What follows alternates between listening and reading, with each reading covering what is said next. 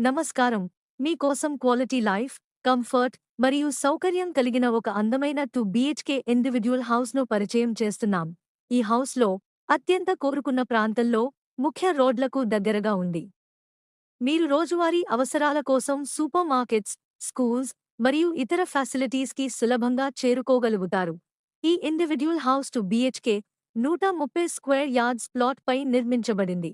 ఇది east facing ఉండి సూర్యోదయం ప్రకాశాన్ని ఇంటికి తీసుకొస్తుంది.